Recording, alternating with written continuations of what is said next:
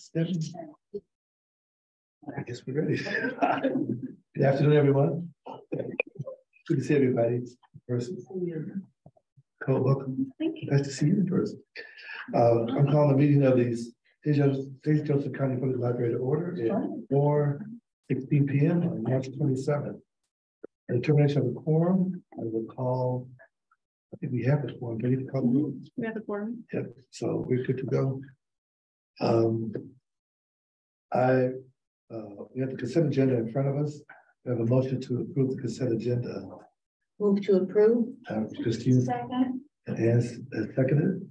Doing the properly second to approve the consent agenda. Any questions? If not, all in favor? Aye. Aye. Oh, I'd have to call by name like that. There's nobody participating by Okay. Zoom, so you don't have to. Good. Okay. No member participating by Zoom. The ayes have it. Quickly. Director's report. Stephanie. All right, so quick rundown. I met with Superintendent Todd Cummings from the South Bend Community School Corporation. Really great conversation about how we can partner in the future. And we're going to start in the fall. Well, you already know that all the kindergartners got cards. They came to visit. We're going to continue that. So they will be first graders in the fall. They'll still have cards. We'll get the new set of kindergartners cards, but we're also working on cards for all middle schoolers to start with. If it turns out that's really easy, we'll do more, but the goal is middle schoolers using their student IDs so they don't have to learn anything new. So that is at the very beginning stages of working out. And then we talked about some longer term things we can do together, with the ultimate goal being every kid having access to the public library. So that was exciting. Our strategic plan does state that we will develop a plan for the future of library branches that addresses the unique character of each neighborhood. So we are halfway through our strategic planning time period. It ends at the end of 2024. We also have a bond that falls off at the end of 2024. So now it's a good time to really dig into that planning process. So some of the admin members and I have met with some different consultants. Jeanette and I met with some financial consultants, Baker and Tilly, and then a couple of other library consultants. So we've started that process. We should have more details of what's next by the next board meeting. So that's an exciting thing that's kind of a big project. So more to come.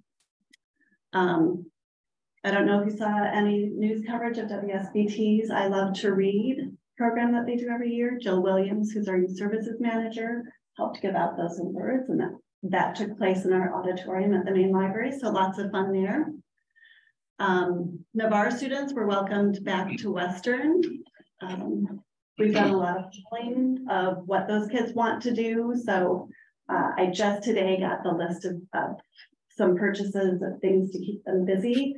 And we're trying a really just a different sort of approach with the kids that's more engaging and hanging out with them, and a less sort of enforcement sort of method. So we're still going to hold them to certain standards of behavior, but just sort of shift our approach a little bit. Dawn Matthews has been working out there as head of branch services. Well, we do have a new branch manager who just accepted verbally. Nothing's official until it's official, but accepted the job offer for that manager position. So, and she is a native South Bend who went to Navarre and Washington. So I think she'll be a good fit out there. Stephanie, what does the school have to say? Navarre itself. They're happy that we're reopened, and we're just looking for all the different ways we can partner with the Empowerment Zone, and we're having continuing conversations with Mo. You know, remember his last name? Mo Scott and his team are going to come out and do some training for all of our youth engagement associates, not just the Navarre staff, but for everyone who works with teens across our organization, just in how they approach kids. And then working with Ryan Yazel, who's the director of partnerships for the Empowerment Zone, to see how we can continue to partner and be a sort of a piece of how the community is serving the kids from Navarre. We're right in the middle of tax season, always a popular service. We're sort of you know, as our mission states, we're the connectors. So we help schedule appointments for VITA and for St. Mary's and Notre Dame students who help. It's the students, right, Rana? Yes. Who help provide tax assistance. This is a really cool initiative that came out of actually University of Michigan, Ann Arbor, which is the text and learn for kindergartners. So we know that families write this all the time. So it just sends out little early literacy tips for parents. So they can opt into that program. Right now it's a free program initially, and then it's grant funded, not by us, but by the state of Michigan, of Indiana. So we'll continue to offer that and see how that goes. That we just rolled that out for parents.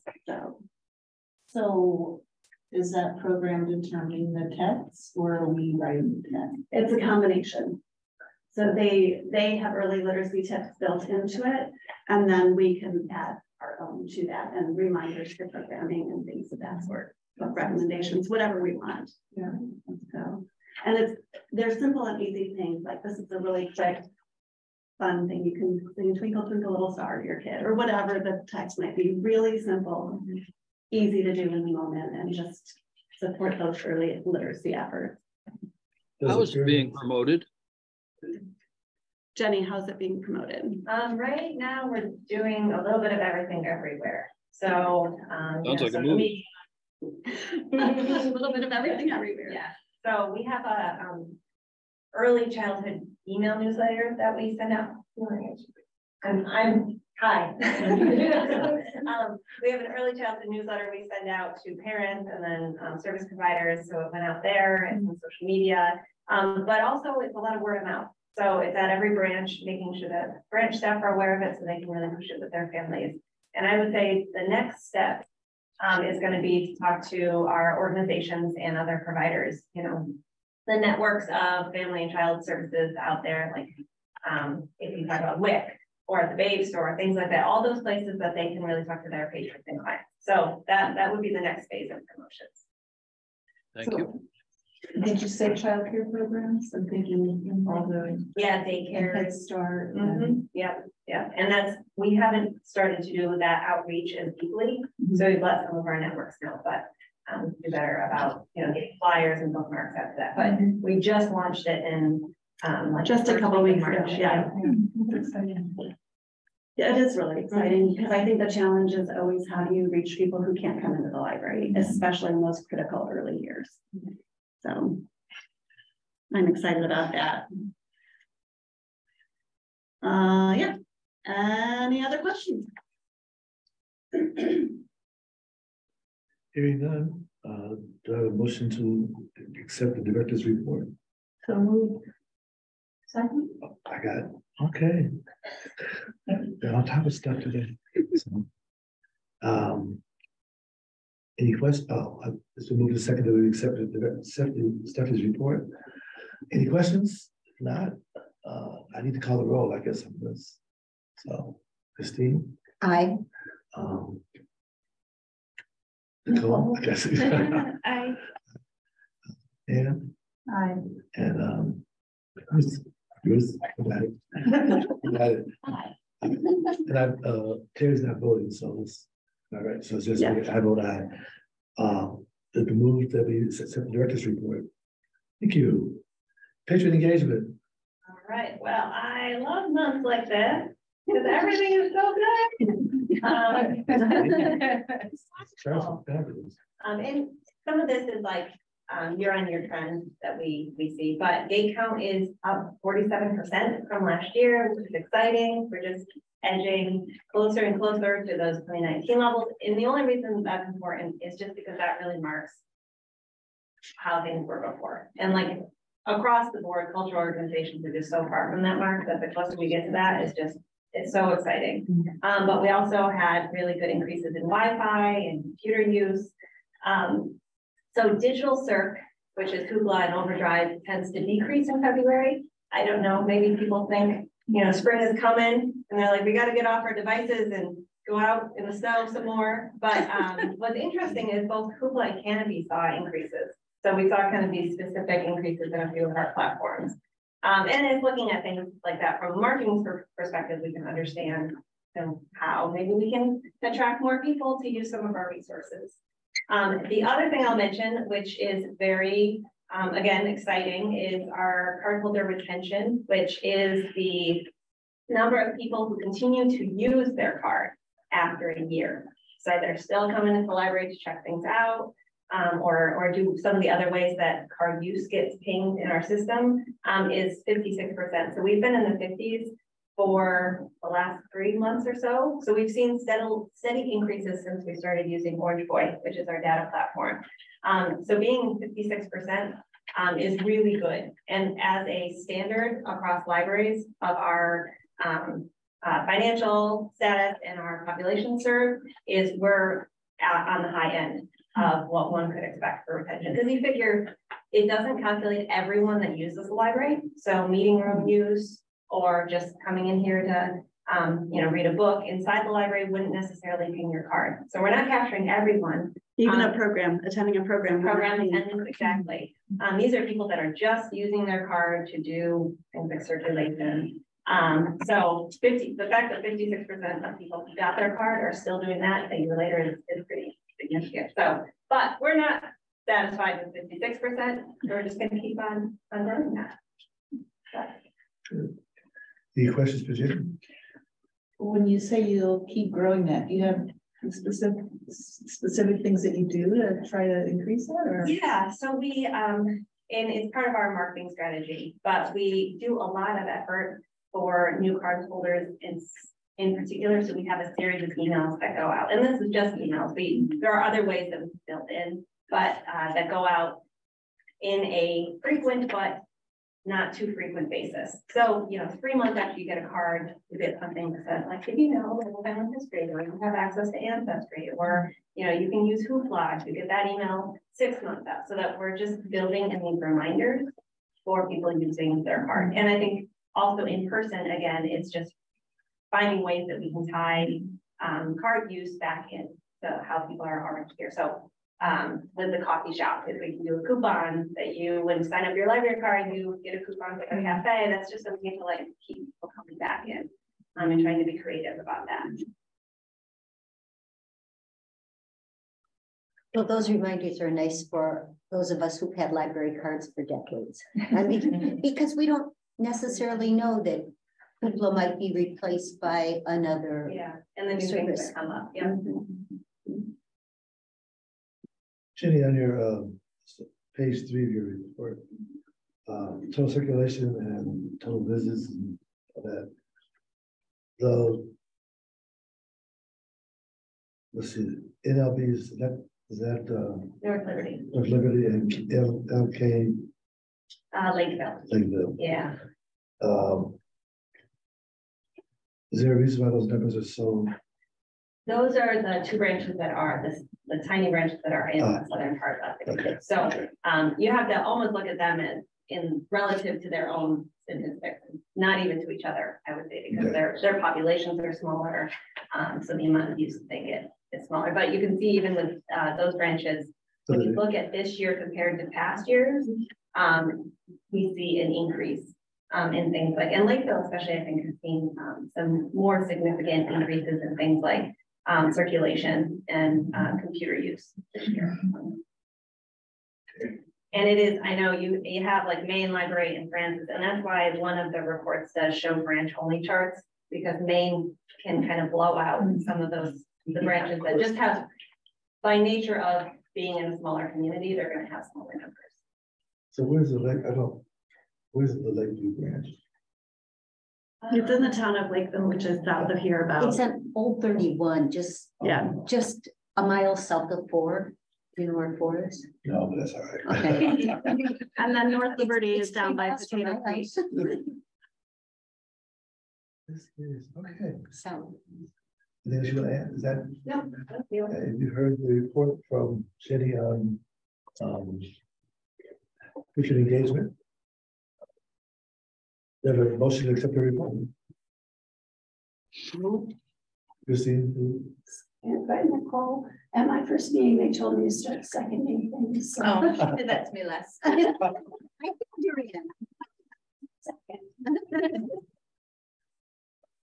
call the roll. Ruth, Aye. Ann, Aye.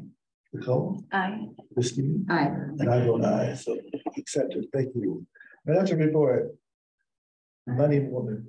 The bank account balance for the end of February is $26,583,934.61. We had deposit, our largest deposit was for $221,429.90. Our significant withdrawals, we had $1,030,000, 375. Is to read the millions is driving me nuts. 1,030,375.88 is Commas there, so. yes, it's I gripe all the time about the fact that report does not produce with comments. You Yes. can't force the comments in there. Really? It No. kicks you right out if you try to put comments in. It generates with, and I'm always, when I print things, I'm always going in there, throwing in some comments. So if there's any other questions about the actual reports, the fund report, one thing I will note is that in our appropriations report, we're trending pretty well so far. It should be about 16% of the appropriations, we're about 12%, so that's pretty good. Still learning whether do we spend a lot more at the beginning of the year or the end of the year, but we'll start seeing those trends as we go forward in the coming months. But I think we're doing well where we are with our appropriations, and everyone's paying attention to what they need to spend and what they shouldn't. And just a reminder that appropriations report is based on our full budget and does not take into consideration our circuit breaker, which is about a $5 million in revenue that we won't receive. So we always keep that in mind when we look at appropriation. We are not broke. No, we are not broke, But we are managing to the dollars we need to manage it. okay. Any other questions for Jeanette? If not, I'll entertain a motion to accept the financial report. So moved. And second. I'll second. That was very good. Right in there. All right. It's been moved and second that we accept the financial report. I will call for the roll. Christine? Aye. Nicole? Aye. Ruth? Aye. Ann? Aye. I vote aye. Accepted. That is our unfinished business. No unfinished business. Now on to new business. Trust Indiana. Jeanette, you're up. Yeah, so back, I think in December or January, we talked about investments and what we were gonna do with investments. And that Stephanie and I were gonna look into Trust Indiana. We met with them, got some great information, found out a lot of things about Trust Indiana, very liquid. We put it in, we can take it out tomorrow. It's that liquid, being able to invest in commercial paper, and other vehicles and investments. So we have reached out to them and want to work toward moving some dollars into Trust Indiana and start doing some investments. We did not invest last year, just as a reminder. There were no investments done except for the checking account. So this will be a great vehicle for us to build and invest in the accounts. What do you see as the goal of the investments? Can you say that again? What do you see as the goal of the investments? To be able to, well, part of it is with the circuit breaker, we have that $5 million gap in there to be able to fund other projects and other things that we need to fund. And it's just to responsibly use taxpayer dollars. And this is a government, I mean, the Trust Indiana is a .gov website, so it's a government funding pool, investment pool. So it's an easy no-brainer. Right. Annual year to date right now, current year to date is 4.5%, which is more than you get at any bank right now. And then we did put in there to move 15 million. Yes. So at 4%, that's pretty good. Make 600,000 or 60,000. I can't multiply by. No, I don't multiply. I have a. So, the legislature is doing some crazy stuff with investments and telling people they can or cannot invest in certain places. Is that gonna affect Trust Indiana? That legislation is more related to our pension fund, which is of course a concern to us because I think the, whatever the fiscal body is that does assessments of all of that estimates an actual lower return on investment if this legislation passes for the pension fund. So yes, that's a concern. It's hard to keep track of what damage they're doing. I will say Senate Bill 12 has not been heard in committee yet. They only have like another week to hear it in committee. So I'm assuming it's going nowhere for this year, but you never know. Never know. You said 15 million Mhm. to invest. Mhm. And again, it's very liquid, so if there's something we would need to move it over, I don't anticipate that, Right, we can move it over the next. right, okay. Is this a report, not a? No. We need board action to move the 15 million Okay. into a trust, into trust. Okay, so that's the motion. Yes. Move 15 million. And I have one question. Are there any downsides? Any cons? We Cannot think of any. Yes. Yeah, because it's how it is mandated and written in the code, and then the liquidity, I can't see any downside. And we currently have all of our funds in one bank, which neither Anjanette or I is comfortable with. So we probably will, in addition to this, move some more money into another bank as well. But we feel strongly that we need to diversify and that we need to invest.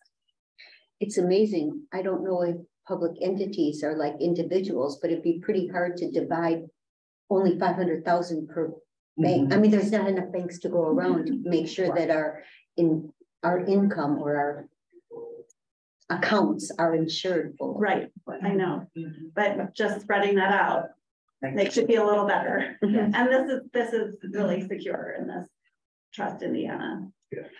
The state of Indiana has their dollars in this cap, so they're going to protect it. So the motion is to put $15 million into Trust Indiana. Starting tomorrow.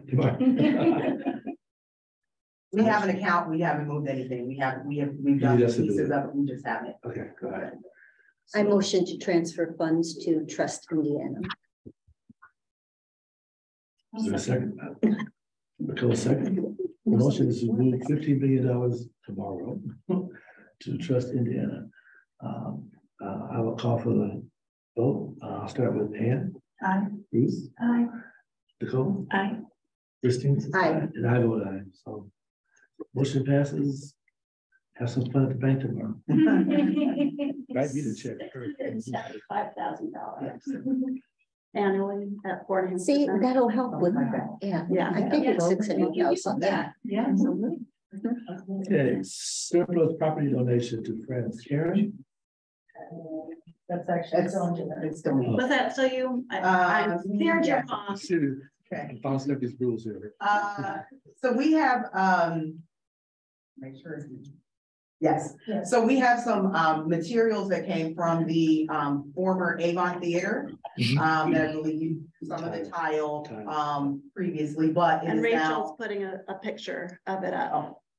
it is Right. now, it is now sitting in the behind the Friends building in storage, and we would like to gift that or donate that to Friends for them to do what Friends of the Library is needed to do.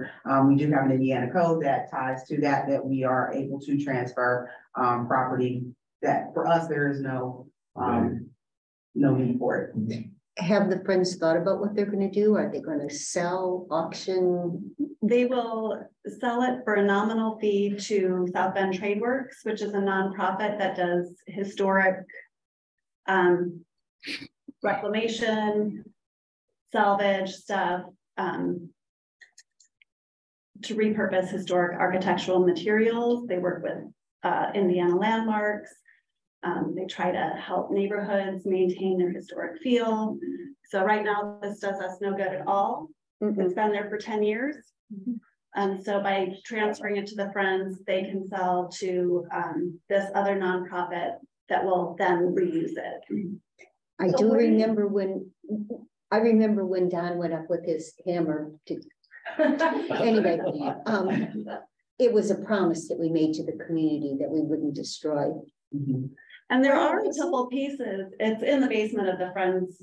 No, where was it? Where it was, there was a theater that is where the community learning center is now. And so this is some of the facade.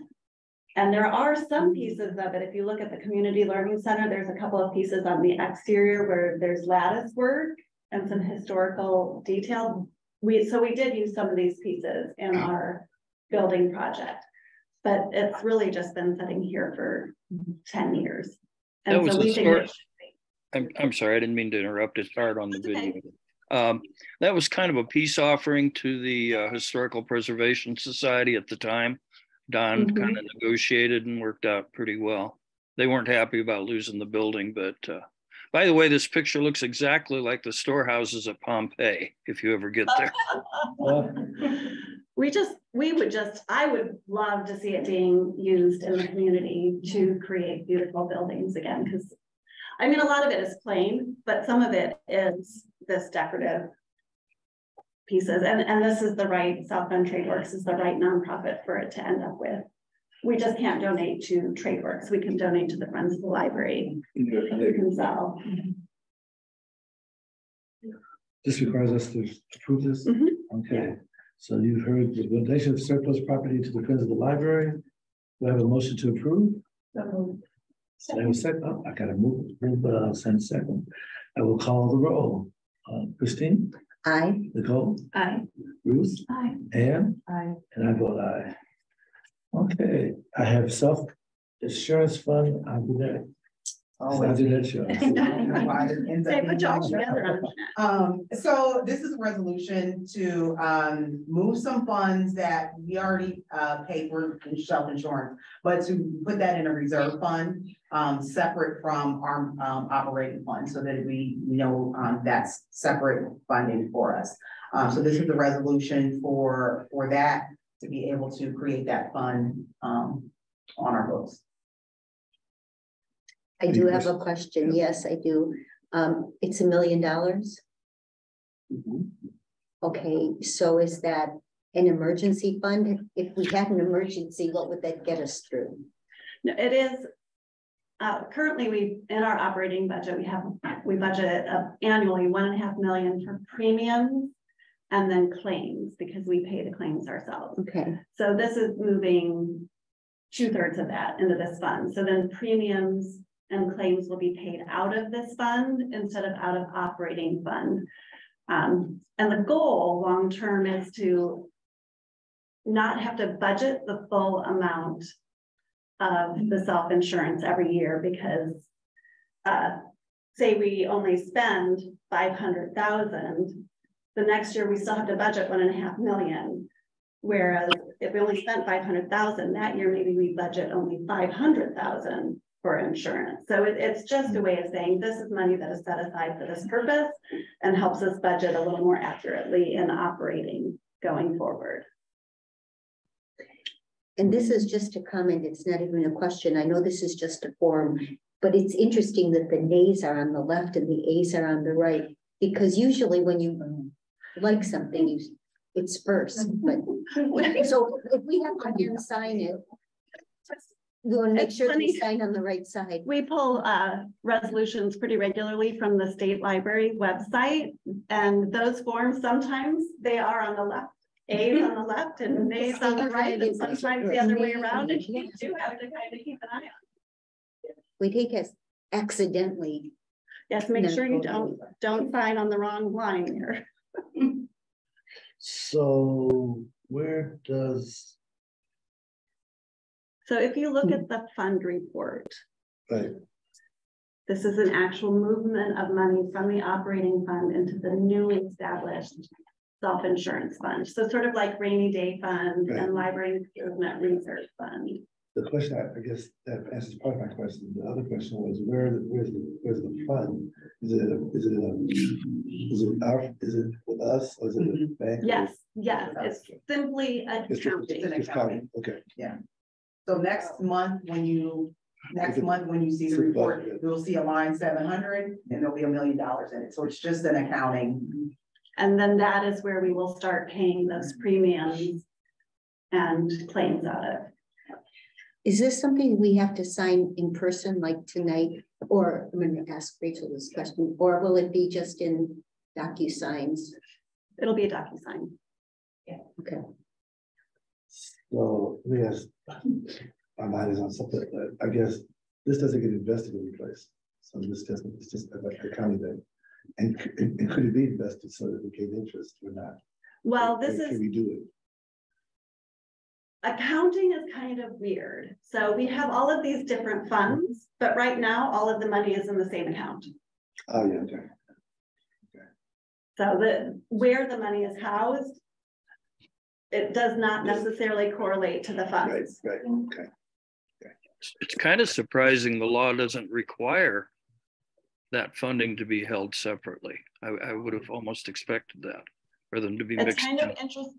Not very many libraries are even doing it. It's permitted by law to have a separate self-insurance fund. You have to be a fairly required almost, but go ahead. Sorry. You see it more in cities. But if you're a smaller library, there's not that many libraries that are self-insured. Pretty much just the big ones. Any other questions? If not, can I answer? Yes, I'll move to approve. A second. Okay, Christine moved and Nicole second. I'll call for the question. Christine? Aye. Nicole? Aye. Ruth? Aye. Ann? Aye. I vote aye. We have another $1 million, girl. Let's see. Marvin, I steered you wrong again because this is Karen and not Ramona. Okay. It's Monday. Why I'm can't I just say here. that? I'm glad to be here. So, okay, loan rules, Karen. All right, this is a proposal to update the loan checkout period for both DVDs and video game materials. We are recommending a 7-day loan period instead of the current checkout time is 3 days. The third due date was introduced at a time when DVDs were still very popular. They had a high checkout rate. There was high demand and a lot of holds on these materials. Same for video games. The current amount of DVDs checked out that have not been lost or filled at the beginning of the month was only 3.4%. So you can tell that that's a very, very small percentage of our total DVDs. There is not usually a waiting list even for brand new DVDs. Checkouts have dropped dramatically. There's a lot of people who are streaming now. The video games are very old, they're 4 years or older. So we're recommending the change back to a 7-day due date. Many patrons who still check out these items have been complaining they're frustrated with the shorter checkout time. It's very difficult to watch a DVD set for a TV series in a matter of 3 days. So we are recommending the change back to 7 days from 3. Question. Sounds good to me. I'll put a question. Do I have a motion? Ladies. Second. Or which one? Ann and Christine. And then Christine. Christine. Okay. So a motion to change the rules for DVDs and video games from 3 days to 7 days. I will call for the question. Ruth?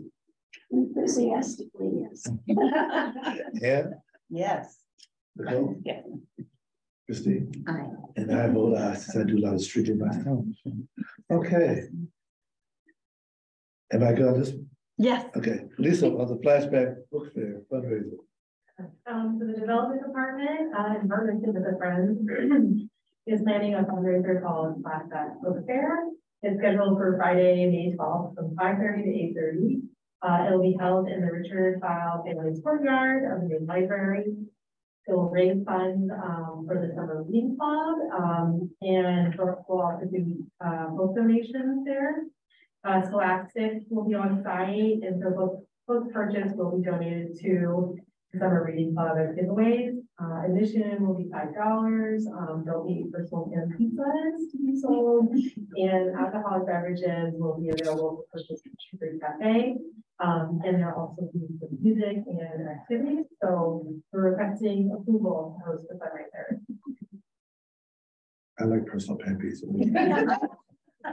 I just think this is wonderful, and I'm glad that it's only a $5 entrance, because I think that much more than that, and people just say, oh, it's Friday night, what am I going to do? So yeah, you're competing with people's limited disposable income. So I think it's a great idea. I certainly move to approve. A question for Ann. I'm just not clear on who's selling what and what so Scholastic is a company, are they selling the books? yeah. So they usually partner with schools, and they'll set up all the books. They actually ship the books to the library, and then they'll have like a rep come that day to help set up. And then the books purchased, so Scholastic is selling it. So people who are there will purchase the books, and they can just donate it back to the library. So it's like they're selecting books for the kids who are participating in this. So they're not taking books away. There's an option if they want to, Okay. or encouraging everyone to donate back. And then we also get Scholastic dollars. So 30% of all purchases, we get like a cash back. And then so we can select from those books as well. I actually saw this idea on Twitter from an author who said, wouldn't it be great if there was a Scholastic book fair, like when you were a kid, and then you could have like this party atmosphere, but then you just give all the books to kids who need them. I was like, can do. I love it. So, and we're also trying to like bring in some, like maybe a little bit of a younger crowd than usually comes to our fundraisers. So, but who didn't love a Scholastic book fair? Well, I'll tell you who doesn't, and that is the Purple Parents. Because I saw on Facebook, they are warning against Scholastic. Wait, who's They're the book banning parents. Oh. And they're warning against Scholastic. Just don't buy the books you don't want. There's Definitely. I think that some of them might be in Granger.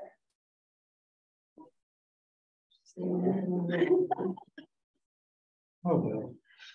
so, but I think we have a motion, but not a second. Yeah. Is there a second? Yes. A second. Is there a second? So we have a motion and a second to approve the flashback book fair on May 12th. I will call the question. Ann? Aye. Ruth? Aye. Nicole? Aye. Christine? Aye. I vote aye, and have a good time. And do you remember the Pizza Hut where you could earn a pizza? Yeah. The personal pan pizza. So that's why the cafe is gonna buy the little pan pizzas that they can do in their little oven. Leaning very heavily into the 90s nostalgia. Well, does that mean we all have to get firms? Yeah. Is personal pan pizza trademark? Can we call it that? We'll find out. It should be a good time. Now we have a biggie, contract with Bringer, is that? For Bringer. Okay, Karen? Yeah, this one's a little complicated, so if you have any questions, please ask. We are recommending a change from our yearly mowing contracts.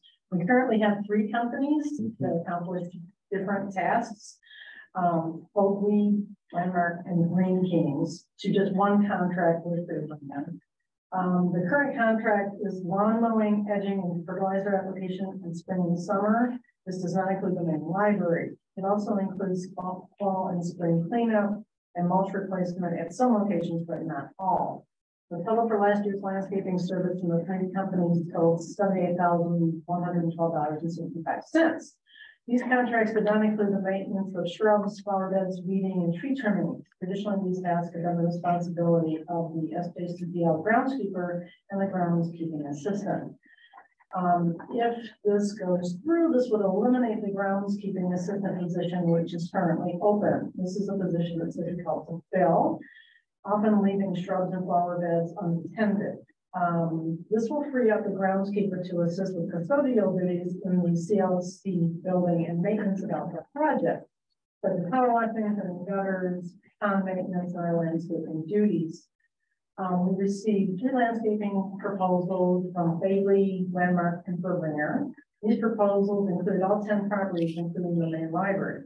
Not only was Berlinger the lowest proposal, the company has a stellar reputation in South Bend. They've worked on projects at the Tower Park, Bay Street Commons, Notre Dame Stadium, Halloween Zoo. The cost difference between last year's staffing for landscaping, along with the existing contracts and the new proposal, is only $13,000. So that difference is negligible for the additional landscaping at Maine and adding new mulch with every location every year. The biggest benefit of this is having a professionally maintained exterior lawns to ensure, a consistently well-maintained appearance for all of our facilities. Questions? I have a question. Yes. Oh, I'm sorry, Charles. Officially, you can't ask a question.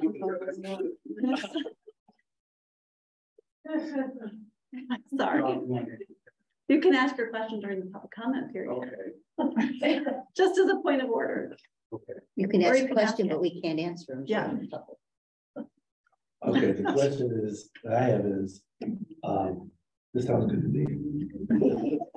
So we actually got, this is for all 10 branches. Yes, this is for all. And the total cost is?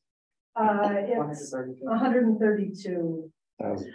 And that is a little bit dependent, like if you have a drought and the grass is not, exactly. you know, it's a little bit dependent. I think it's cost per mow kind of thing with an estimate of. Have one company do everything. Yes, have Makes one sense. company do everything. Make sure we get to all of the weeding. I mean, that assistant groundskeeper position was open for a long time last summer.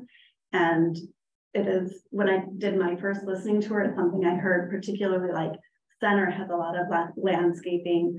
But even like Lakeville, like they just, the one groundskeeper we did have, not enough time to get to all 10 locations and do the weeding and like getting the leaves out and all of that stuff. So I think this is a better way to go. And they're specialists. And they're They know, specialists. they definitely know what they're doing. Can I just ask I guess I'm gonna ask it anyway. What was the difference in the two prices? Were they close to each other? Were they far apart? Or were services close to? One of them said they couldn't do it. Ooh. I thought, right? Yes, safely simplified. The later it got into the year, they didn't have enough manpower to be able to even take care of it. Neither one of them backed out. And I think the other was, Yeah, something like that. Yeah. I'm glad to hear that because Fagley has been a friend to the library and the community and did work on our building project. So it's good to hear that they're the ones that pulled that. Yeah. Any other questions? If not, I'll entertain a motion to spend some more money. Ruth will spend some more money, Ruth. You could have said you looking for a way to take care of our taxpayer Invest in our properties. Invest in our property. Okay, I'll do it that way. So moved. So moved. Then a second, okay, so move a second, then we will go with a one contractor per bringer for our landscaping for all 10 branches in the main branch. I'll call the roll, Ruth. Aye. Ann. Aye. Nicole. Aye. Christine. Aye. And I vote aye. So yeah, taking care of our property, very good. And Stephanie's change orders. So we're down to just the last couple of change orders here. This one was approved by Arcos. There's one outstanding that they did not approve, so I haven't heard anything more on that. So maybe this is the last one. We'll know when we know. So it is, oh, I lost it here. I think it was about $4,943. Thank you. There's the money person right there. This is to. For again, work that was done before I arrived here. Any questions for Midland Engineering. this is good. Believe the interest. Oh, construction, concrete, okay. Questions? Stephanie, if not, I'll entertain a motion. So moved. Christine has moved, Second. and I have a second from Nicole. I will call the roll. Christine, Aye. Nicole, Aye. Ruth, Aye. Ann, Aye. and I vote aye. That is done. Do you have any other business come before the library board? Hearing none, do you have any visitors? I don't see any. Any? Did you have a Charles? comment?